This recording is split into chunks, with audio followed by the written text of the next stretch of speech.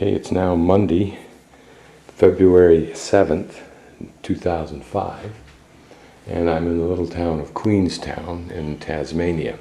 Just thought I'd give you a little idea of my room. I'm in the Empire Hotel, a very old hotel that no doubt springs from the time that this was a mining boom town, of which we'll see more later when I go to the museum. But I just thought it was interesting to take a look at some of the artifacts. That's probably some kind of heater vent in my little room. And the view from the inside, looking out into the town. It's the main street there. The backdrop of the interesting mountains.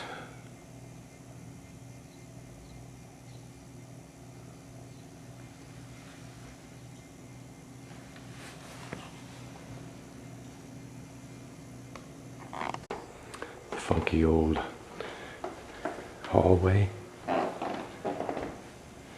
See the evidence of past damage. It's characteristic of old places. You can imagine what this was like when it was new and elegant. Bathtubs.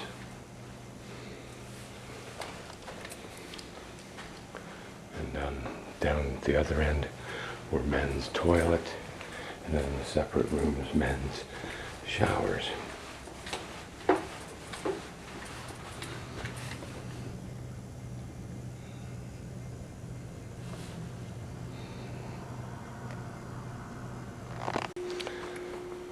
Beginnings of the old elaborate carving, so characteristic of these beautiful old hotels. This is the upstairs landing.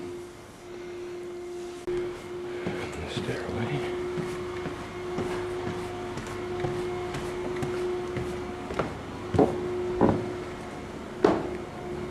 This, of course, is the hotel from the outside. Probably rather an imposing structure when it was first built, but mining boom towns, at least in this era, precipitated this kind of robust design. And that's the railroad station for the rack and pinion steam railway that I took the other day. Sign on a building in the storefront, the person's gone out of business.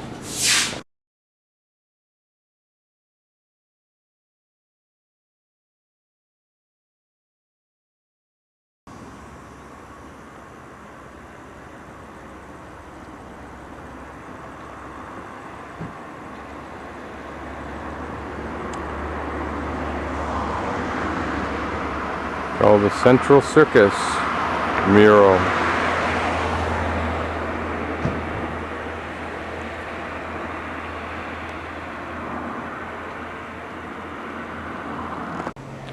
So I got a day and a half to spend in this town.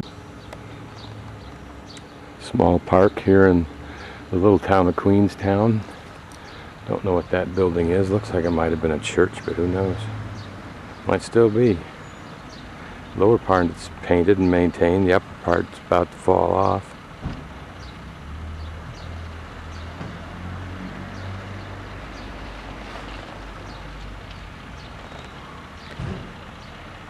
This is one of those days you just kind of mess around.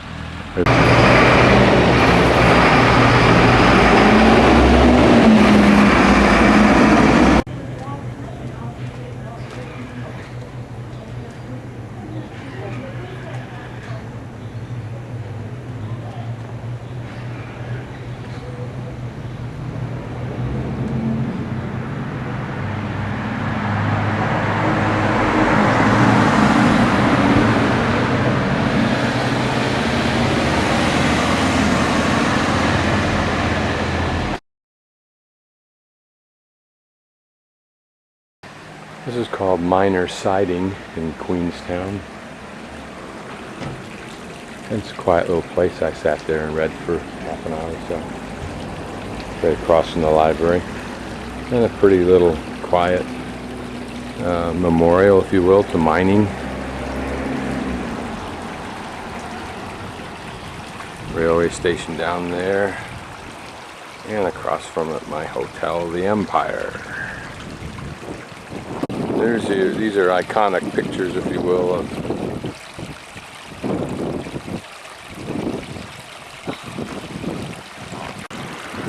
key elements in mining.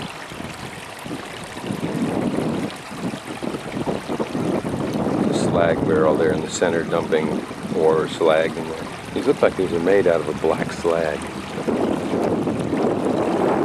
A huge truck coming out of the mine. Well, it's not a huge truck, but it's the truck train that was used to haul stuff out of the mine. A tribute to the offshore sailing and fishing off the Strand. Memorial to the end of the Second World War. And a little plaque memorializing the day that a road opened up to Strand and to the whole west coast area.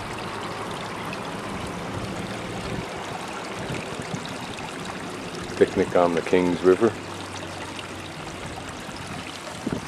A tribute to the railroad to Strand.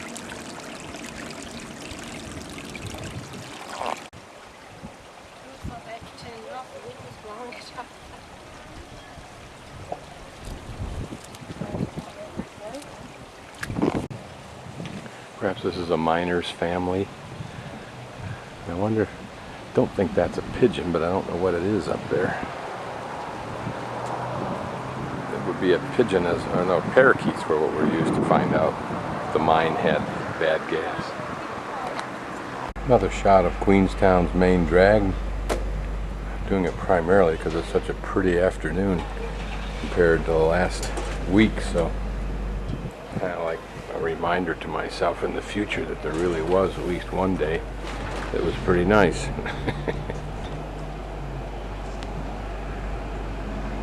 This is the dining room in the hotel.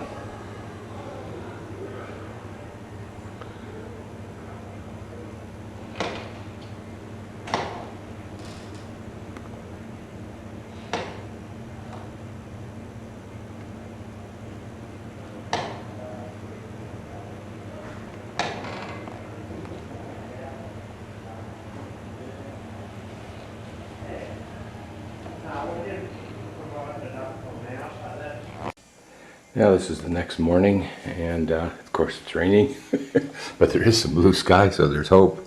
Some time for some commentary. I watched this young fellow there. This is apparently his station, or at least he opens it up in the morning. And what you notice, this personifies again that penchant for neatness that they have over here that I've noticed.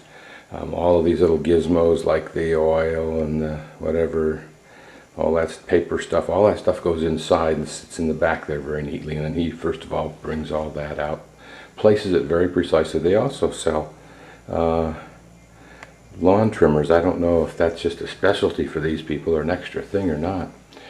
Another thing that I notice is that in a town like this, which ended in 1963, the copper smelting, and so this town died like on the spot. And tourism started to become a little bit of a factor, but the tourism, at least if I'm any evidence of it, is simply people who get kind of trapped here by the bus schedule or whatever and spend maybe a night. I can't imagine having a reason to spend 2 nights. The only thing I saw here worth looking at was the museum. There's nothing else of a tourist draw that I can see. Another thing, as part of that dynamic, is this entire hotel, and there's examples downstairs which I'll try to get, but you get the appearance that there's very little maintenance going on, and only that which is necessary, like that sink there plugs up pretty good and fills up pretty fine, so no one's taking care of that. Old furniture, which is understandable.